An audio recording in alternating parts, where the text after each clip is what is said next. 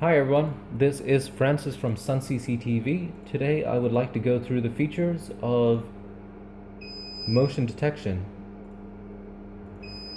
on the HD CVI system. That was actually a beautiful example where you can hear the buzzer going off because one of our co-workers is currently leaving the parking lot. You can also see me on channels 2 and channels 4. You can see my face right there and you can see me moving right there. So for demonstration purposes, what I'm going to do is go through every aspect of motion gridding on a HD CVI system. As you would know, if you own one of these or any similar model, you have a main menu where you have multiple options on how to configure your system. And what we're currently concerned with is the settings bar, which has something called event. The very first thing that you'll find under detect is the motion detect tab. Right now I know for a fact that we haven't configured channel 1 and everything is just gridded like that. But we have configured region 2 and you can see the difference immediately. We have two regions, one red and one yellow. And the way that you'd configure any of these regions is by picking your color, and color only indicates what it essentially acts as a labeling system. So let's say we're labeling a red zone. You just click and create a new zone or drag and hold. The reason why I picked this particular zone is because it would cover the area that anyone that's trying to enter the office would have to go through in order to get in. So let's say somebody was crossing to the door.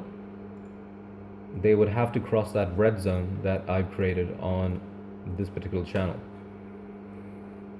When we go to the top and hover our mouse, you can see also the sensitivity and threshold settings that I've set up. I'll get to that in a moment, but I wanted to explain why there's a yellow grid as well. So if we go to the top with our mouse, click on yellow, we can create new zones.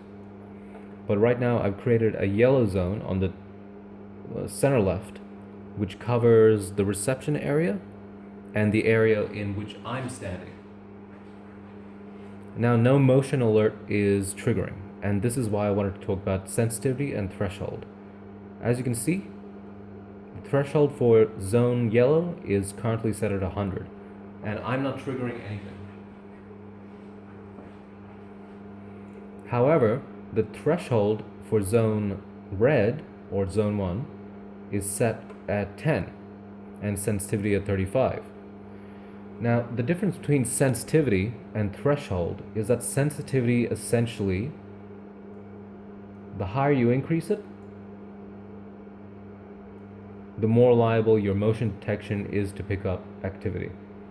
With threshold, the higher you increase it, that means that you need a more rapid response in order to trigger your threshold. In order to get a maximum response, and possibly false alerts as well, you would put your threshold to 0, so your threshold is very low, and your sensitivity to maximum, which is very high. Let's just return to what we tested and decided was a fairly good balance, and instead uses yellow zone as a test station. Right now threshold is at 100.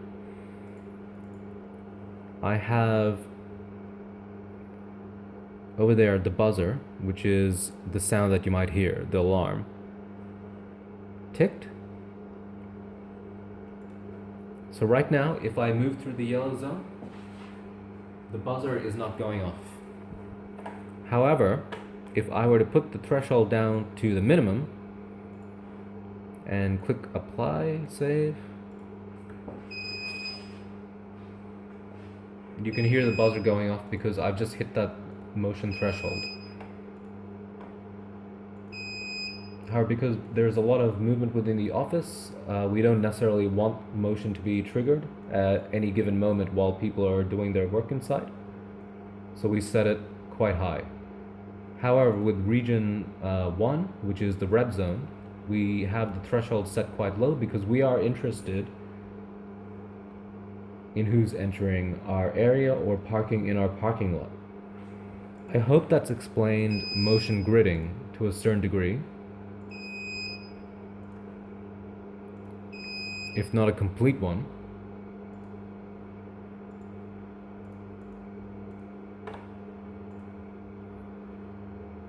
I'm just looking at the other channels to see what other examples I can give you. So again, we've covered the same area on channel 3, so that we have coverage of the parking spot and we have coverage of people that might be walking into our office. I believe we really haven't configured camera 4 because this one is currently not housed anywhere.